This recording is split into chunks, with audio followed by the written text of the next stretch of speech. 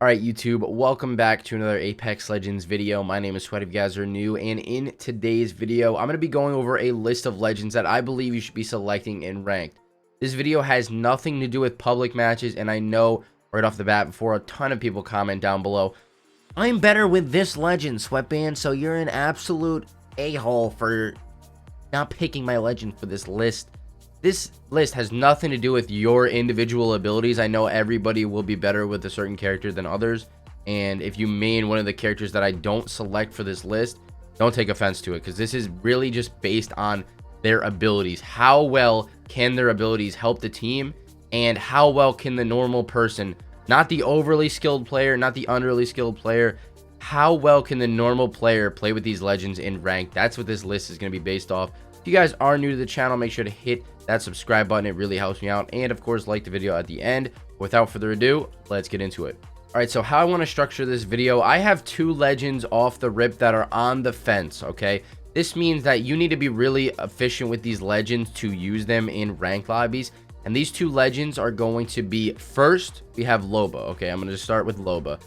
Loba, like I've talked about in a couple of the past videos, in my legend tier list video and in the video, I think one before that or two before that, I did make a whole video about Loba and how her ultimate presents unlimited ammo for the team, and it grabs you 2 items of your choice, which is huge. Now, the only reason that this is an on the fence character is because of her tactical ability. Her bracelet, I don't feel like it's enough at this point to where these other legends are definitely better, that I'm going to list later on in this video. The other legends, any normal player can play good with these legends, but when you select Loba, you have to be very efficient when you throw the bracelet, where you throw the bracelet.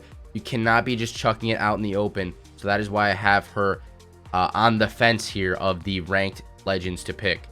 The other legend that I have falling on the fence here is going to be Crypto, and I know a lot of you guys were commenting on the tier list video about Crypto, saying that if he's played correctly, he is amazing, and you guys are absolutely right about that.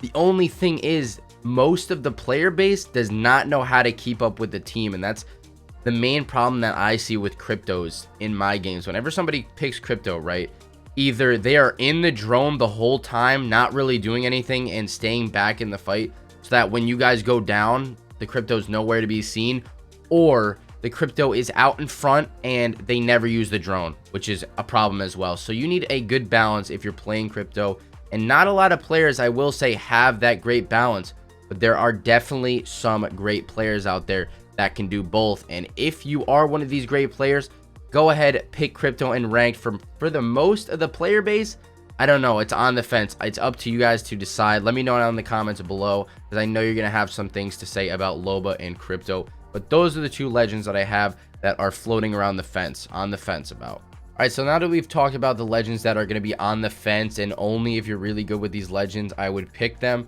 Now we're going to move on to legends that should be picked on a game-to-game basis. And like I said, I have 9 legends for you guys, so it's not going to be like, it's going to fit every playstyle pretty much. So we're going to be starting out with Revenant. Okay, the tactical ability, the silence ability is huge in gunfights. It's going to help out the whole team in some way or another. You can catch enemies off guard, you can get different angles, and if you silence someone from one angle, you have someone shooting from another. Like, let's say the enemy's playing a Wraith or a Pathfinder, they're not going to be able to grapple out. It's going to be really tough for these enemies to get away. That's why I feel like Revenant is a really good pick, along with the Totem. Of course, you can go basically unlimited distance with the Totem, so that's huge. That's been a problem for the last couple of seasons. Revenant has ran the rank game, and I feel like even though this map is bigger, Revenant should still be selected if you know how to use him correctly. On to the next legend that we're going to be talking about is going to be Wraith.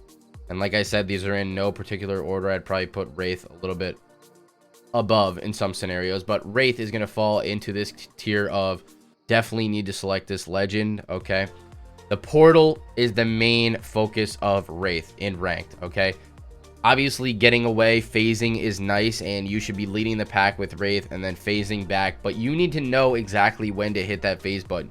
You can't take too long. If you're getting focus fired by a team, it could be sayonara. Okay, you could be already on the ground by the time you hit the phase button. With the new phase nerf, that takes like 1.5 seconds, I believe, compared to almost instantly when you hit the button back in previous seasons. Now it's a little more delayed, so you need to you need to be aware of your surroundings with Wraith. And like I said, the portal is going to be really where this character shines. Rotating with the portal, getting down teammates in from zone with the portal. There's so many uses for the portal. That is why I have Wraith on the tier of you must select this legend, and why the rest of these legends are going to be on that list as well.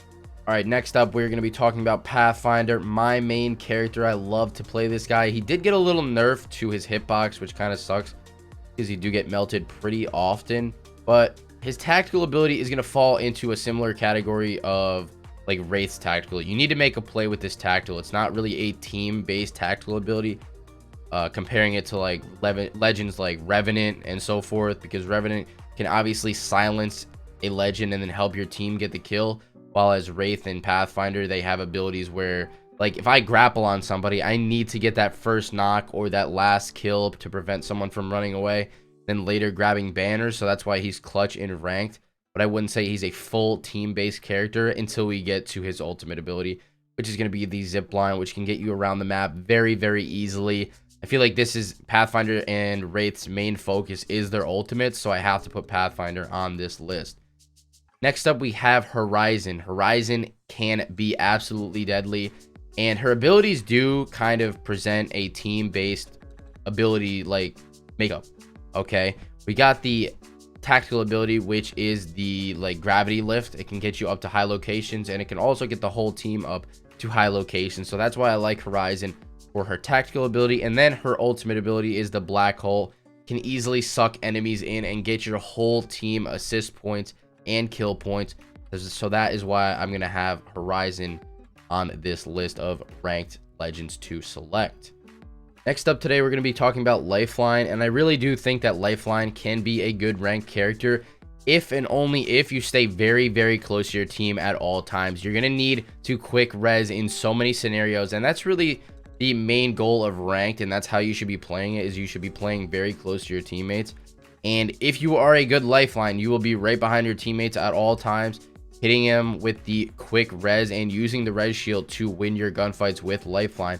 Her ultimate ability, kind of suspect. I mean, it's not the best ultimate ability, but I guess we are going to consider it a team ability nonetheless, and get you a purple shield. It can get you the shields. It can get you the syringes that you need. So we're going to put her on this list for sure, along with her tactical ability. That's really, it can really just save you heals, okay? It's going to save you those syringes. So that is why I put Lifeline on this list. All right, now these next four legends are going to kind of be on a different tier. I know I said I wasn't ranking these legends on any tier-based list, but these legends have both the tactical ability that can fully help the team in one way or another, and the ultimate ability. So that's why these four are separated.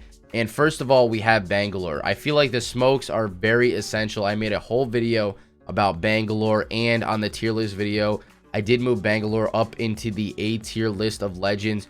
Her smokes are amazing. Her ultimate is now amazing, that when it drops on the ground, it basically explodes on impact. So it can lead to some easy assist points and easy kills for your team. And like I said, the smokes are ridiculous. You can use them in so many ways. If your teammates can get digi threats, or you're running simultaneously like a Bloodhound on your team, forget about it. You need to be picking Bangalore in this season of Apex Legends on Olympus. We're talking about this tier list on Olympus, by the way. I don't know if I said that earlier on in the video. And get out in open fields with Bangalore, and it's a wrap. It's absolutely a wrap. No character has movement like Bangalore other than Octane, if we consider it. And Bangalore's abilities just blow Octanes out of the water. So that is why we're going to pick Bangalore on this list. Next up, we have Caustic. And you're going to need to just do one thing with Caustic. Make sure that if you're playing Caustic on Olympus, you are staying in buildings. And forget about it. Nobody's getting into buildings with Caustics. It's going to be very, very tough if you throw those traps as soon as you get them. If you load up on traps in buildings and you have another like support character, let's say you have a Bloodhound on your team, you always know where enemies are coming from. It's absolutely clutch. Caustic is a character that anybody can play. It really takes, I'm not going to say it takes no skill, but it just takes you sitting in a building, throwing down your traps, and you get 6 traps at a time. So you regen those traps pretty quickly. You throw them down in buildings, and you can hold down any area. Along with his ultimate ability, it goes into the same dimension. You just kind of throw it on somebody, and they really can't do anything about it unless they have like a phase, or unless they grapple out or something like that. you pretty much have the non-mobile characters trapped in your gas, and you should be able to get an easy kill and easy kills for teammates. Now, second to last here, we're going to have Gibraltar. Okay, Gibraltar in this season of Apex Legends, Season 7 on Olympus, is super clutch. The tactical ability obviously protects your whole team with the dome. You can heal in this, you can reload in this and peek out from it and get easy shots. You can reposition with this, can protect you in the open field. These are just some of the reasons why Gibby's tactical ability, his dome, are super useful. And then we have obviously the ultimate ability, which in final zones or out in the open can absolutely destroy teams. So that is really why I have Gibby on this list. Anybody can play him. Just make sure you throw the dome at the correct times, and make sure you throw that ultimate ability down when enemies are in the open, or to protect you when rotating or whatever you want. Last but not least on this list, it should be no surprise to anybody, Bloodhound is going to fall into this category of a must-pick legend in ranked. The ultimate ability alone is just ridiculous, and then when you add the tactical ability, come on, forget about it. The tactical ability, first off, can scan enemies through walls. If you did not know, can help the entire team out with positioning, rotations, knowing exactly where enemies are, scaring enemies off. There's so many uses for the tactical ability. And then we move to the ultimate ability, where Bloodhound can scan every 6 seconds and runs like 30% more speed. Come on now, it's ridiculous. Bloodhounds are super OP. They can definitely be used in ranked, and anybody can use them, disregarding the skill level. Okay, disregarding the skill level of the player, I feel like most players should be able to use Bloodhound. So that is why Bloodhound is on this list. And let me know if you agree or disagree with these legends that I have selected for ranked in the comments down below. Like I said in the beginning of the video, if you are new, drop a thumbs up and subscribe to the channel for more content. It's been Sweat. I will catch you in the next one. Peace out.